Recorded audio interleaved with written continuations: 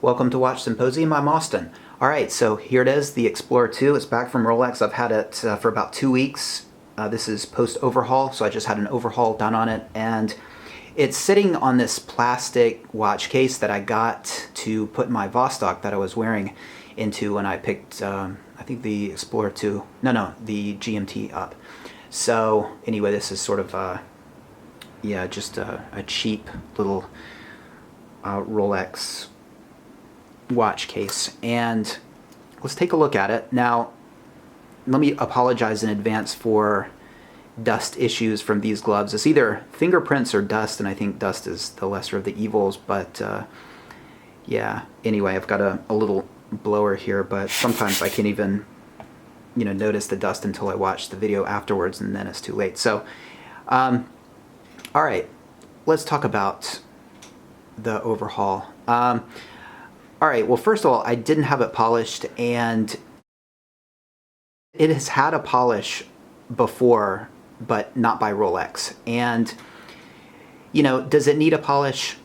Well, I'll let you be the judge. It's got some scuffing right there where the holes cases. You can see it right there. That's you can see the scuffing there, and then it's got some scuffing right here. Now this is, it's pretty superficial, but you can see it on this polished surface right there. So yeah, it could have used a polish. I don't really think it needs it that much, but I could have, and in retrospect I should have, because the fact that it has been polished by someone other than Rolex kind of bothers me a bit. So I should have had it polished, I think, but it's too late for that, and I'll just have to wait till next time. Why does it bother me? Okay, well, for about 6 months I didn't notice this, but I've noticed that on this lug right here, I don't know, let's get really close and see if you can see it. There appears to be a chamfer, or perhaps it's a bevel. Okay, I really don't know how to refer to these things, but you can see that the edge, I don't know if you can see that, but right there, yeah. Okay, I think that's a chamfer, and I don't know if that is a chamfer that the polisher put there, or if it's part of the original chamfer. I'm not really sure, but it's right there, but then it's not on the other side, and that sort of lack of balance bothers me. Now, again, I didn't notice it for 6 months, and then I started looking at the watch, probably a little too much, and I noticed it, and so it started bothering me. So I really, in retrospect, should have had it polished just to sort of even it up, but I'll have it done next time. Before I got married, somebody told me once, and I think this is from Ben Franklin, before you get married, keep both eyes open, and then after you get married, keep one eye shut. And so, you can take that to mean a couple different things, but I think you can apply it to watches in the sense that before you make a purchase, ask questions, check out the watch. If you can see it firsthand, wow, bring a loupe if you have one, and just check out every little aspect about it. But once you buy it, relax and enjoy it. Don't do what I did and discover things, and it's almost like, looking for imperfections. Don't do that after you buy a watch. Just enjoy it. So, because once you see it, it can start to bother you. But anyway, I'll have it polished next time, so it's not a big deal. And yeah, let's just look at it more. There's some more scuffing along the bezel. You can see a mark there right to the left of 22, and right there 18 to the below 18. It's tough to see if it's actually a mark or if it's like a piece of dust, but this side of the bezel looks pretty good. Okay, looks like there's a mark there between 9 and 8.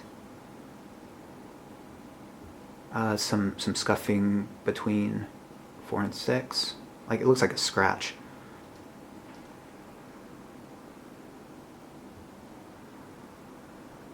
But generally, like, if you were to see this just, on my wrist, I think you would from a distance say, oh, it's, looks pretty mint, looks pretty perfect. But, when you're looking at it like this, you can obviously see,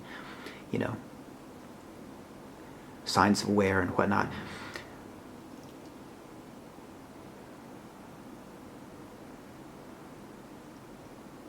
Oh, okay, so yeah, there's some scratches right there. Yeah, that's pretty obvious looking, this close up. But again, a polish would do it right. Okay, so check out the position of the crown. I think you guys know my feeling on that, but well, I'm coming to grips with that. Again, if you don't know, I tend to like the crown pointing up, but you just really it comes back the way it comes back, and yeah, I'm cool with it. It's all right. So I should have mentioned in the video where I talk about polishing how you tell, and I don't know if this is a really good example, but these lugs should come down into a point with a chamfer. And if you don't know what a chamfer is, Google it.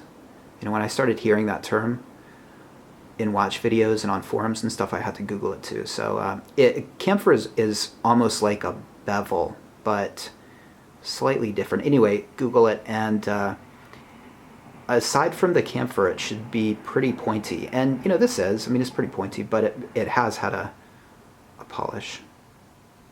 But anyway, check out those lugs. Rounded lugs, the more rounded that this part is where it comes together, that's a sign of polishing. So a real rounded end right here might not be something you'd want.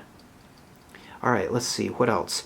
Okay, so it's running really well, about +1, maybe +2 a day.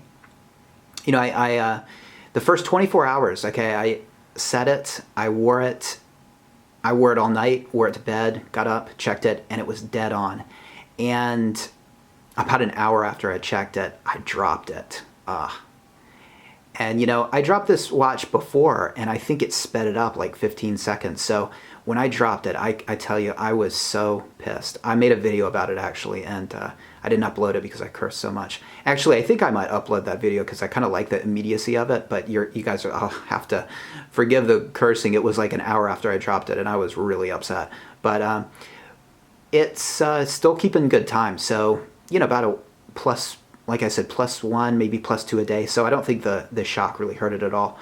But yeah, that was very clumsy of me. But anyway, what else? Let's see. So there was, it's tough to explain what it was, but right here, I've got, by the way, a Japanese toothpick. If you ever want to know what a Japanese toothpick looks like, here it is. Just one side. Made in Japan. You've seen these, I'm sure.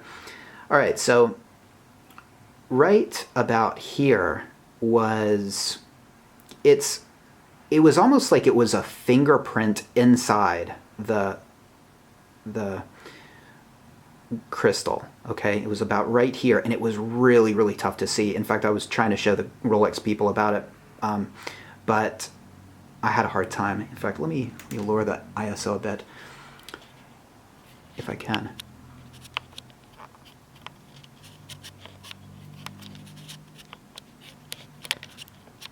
Oh, technical difficulties here. Anyway, oh, I guess I could just, there we go, lower the shutter. Okay, close the shutter a bit so you guys can see it.